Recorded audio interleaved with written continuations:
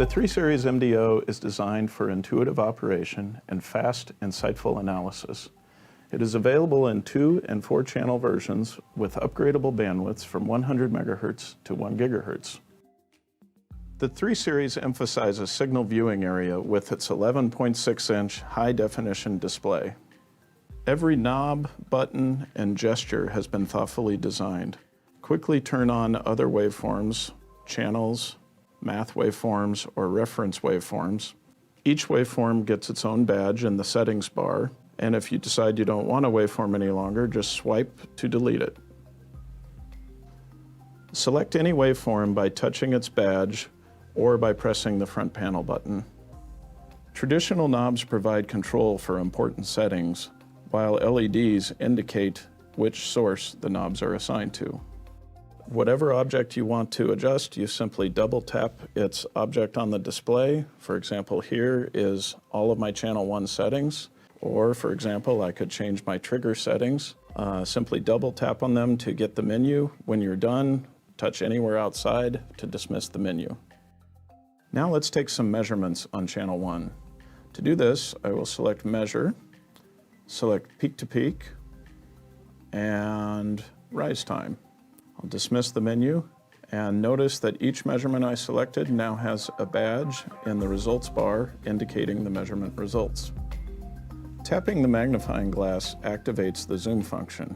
You can use simple pinch and expand gestures to adjust your zoom view. You can pan through your record, or you can simply grab the zoom overview box and drag it across the display to adjust your zoomed view. In addition to touch, you can drive the scope's user interface through mouse as well.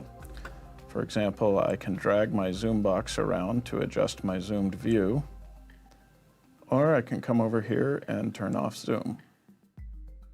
The scope can also be controlled over Ethernet or USB interfaces. It has an HDMI interface for an external monitor, and other rear panel connectors include the aux out and optional AFG output.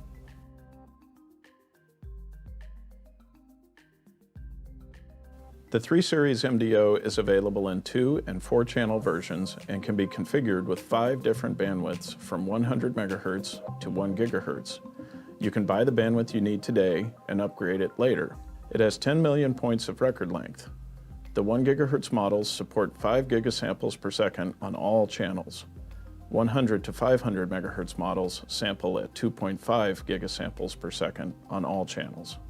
Many trigger combinations are available, from very basic triggers like edge triggering to much more advanced triggers. In this case, we are looking at an I2C bus with clock and data, and I want to trigger on the beginning of a packet. To do this, I'm going to select my trigger menu, select pulse width triggering, and then say I want a pulse width greater than 2 milliseconds. And now we have isolated the start of packet on our I2C bus. A new preamp ASIC delivers 1/3 less noise than our previous generation scopes, while high-res mode boosts the vertical resolution from 8 bits to up to 11 bits so you can see even more detail. Now let's use cursors to measure this negative pulse width on channel 2. To do that, I'll select cursors, and you can see they're currently assigned to channel 1. I'm going to touch the channel 2 badge to select channel 2. I can change the cursor location by simply moving it and dragging it around through touch, or I can use the front panel knobs to adjust the cursor locations. So let's measure this pulse width. And it looks like the pulse is 43.8 microseconds wide. To turn off cursors, simply touch the cursor button again. Now let's look at some automated measurements. To do this, I'm going to select the Measure menu. On channel 2, I'll add a peak-to-peak measurement. On channel 1, I will add a period measurement and a rise time measurement. Notice that as I add the measurements, each one gets a badge in the results bar. To see how the measurement varies over time, I can double tap on a measurement, select Show Statistics in Badge, and now I can see my mean, standard deviation, maximum, and minimum for that measurement.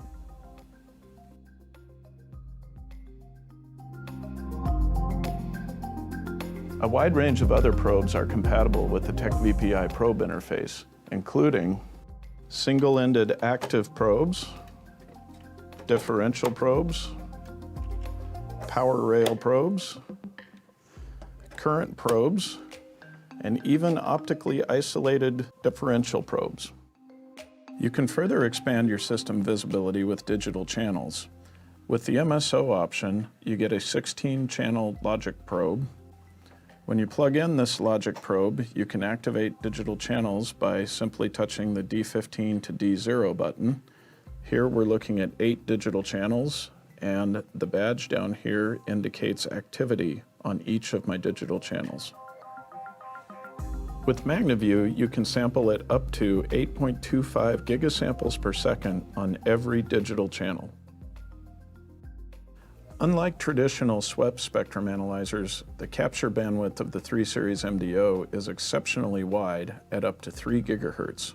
Usual spectrum analyzer-like controls are found in the horizontal menu, where I can set my center frequency, span, and RBW. In this case, I'm going to set my center frequency to 2.4 gigahertz, and I'll set my span to 10 megahertz. You can quickly and accurately decode serial buses with the 3 Series MDO. To get a bus view, I will select bus 1, and I'm going to tell it I want to look at I²C and set my thresholds. And you can see that I'm now getting decoded serial bus information here. I'll move this bus down here so it's easier to view. And we can see addresses and data packets and such going by. Beyond simply decoding the bus, we have the ability to trigger on packet-specific content going by on the bus. To do that, I would go to the trigger menu, select bus as my trigger source, and let's say I want to trigger on reads or writes to address 50. So I'll enter 50 and close my menu, and you can see that we are now triggering on reads and writes to address 50. If we wanted to look at more, we can scale out and see a longer period of time. And another way of viewing this packet information is with what we call a results table. With a results table, if I select bus 1, you can see all of the packets that are being acquired in each acquisition laid out in a tabular format for easy viewing. The optional AFG can generate a wide variety of signal types and has performance comparable to a standalone function generator at a fraction of the cost, and it's built right into the scope. Signals are delivered through the 50 ohm output on the rear of the scope, and in this case, we're routing it to channel 2. To use the AFG, simply double tap on its badge. As you can see up here under waveform type, there's the wide variety of waveform types we support. On channel 1, I have captured a intermittent runt pulse. So what I'm going to do is select arbitrary waveform type and load waveform from channel 1. Let's go ahead and do that. And if you'll recall, I said that we were bringing the AFG output into channel 2. So I will turn on channel 2, and we will do a single acquisition here. And you can see that we have faithfully recreated the input from channel 1, playing out the AFG and captured on channel 2. With the optional power analysis package, it's easy to make end-to-end power supply measurements. Making power measurements is just as easy as regular measurements. To do so, go to the Measure menu, select the Power Measurements panel, and in this case, we want to look at power quality. Once we've selected it, you'll see we get a new badge in the results bar indicating things like true power, reactive power, apparent power, and many other useful pieces of information. In addition, we can even do harmonics analysis on the AC input. Moving on to the switching section of your power supply, you can also take switching loss measurements. And automated ripple measurements make it easy to check the outputs of your supply. When you register your 3 Series MDO, you get a license for free access to a trigger frequency counter and an integrated DVM. All of the functions I've talked about in this section can be configured in a new instrument, or they can be added later. You can even upgrade bandwidth. So you can buy what you need today and add performance and capabilities as you need them in the future. The 3 Series Mixed Domain Oscilloscope offers an integrated spectrum analyzer, so you always have the ability to make spectrum measurements right at your fingertips. Familiar spectrum analyzer controls are immediately accessible. For example, center frequency, which I will set to 2.4 gigahertz, and span, which I will set to 10 megahertz. The in-connector and dedicated acquisition system deliver RF performance comparable to standalone entry-level spectrum analyzers, and well beyond that of a typical oscilloscope FFT. Unlike traditional SWEP spectrum analyzers that have very narrow band captures, the unique design of the 3 Series MDO enables exceptionally wide capture bandwidths of all the way up to 3 gigahertz, which is what we're actually looking at right now, and what enables us to see this signal here at 900 megahertz and 2.4 gigahertz at the same time with the same capture. These automated peak markers make it very handy to see quickly what's going on in the spectrum by telling me the frequency and amplitude of the highest amplitude peaks in the display. And in fact, we can occasionally see a harmonic appearing at 1.8 gigahertz in our display. Better than all of this is the fact that the display remains lively even with very narrow resolution bandwidths. In this case, I'm going to set my resolution bandwidth to 100 kilohertz.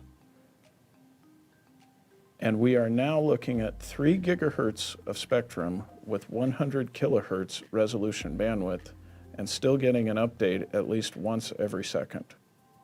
And with automated RF measurements, you can quickly characterize your device using standard measurements such as channel power, adjacent channel power ratio, or occupied bandwidth. In this case, let's turn on channel power, and you can see our results badge indicates channel power of minus 14.6 dBm. For dynamically changing RF signals, you can use a feature called spectrogram that enables you to see how the spectrum changes over time. Notice that as the spectrogram builds, it's very easy to see signal activity going back and forth between different frequencies over time. The integrated spectrum analyzer, along with a near-field probe, makes it very easy to track down noise sources in your design. For example, here we have found a 100 megahertz radiating clock along with all of its harmonics. Find out more at Vicom's website.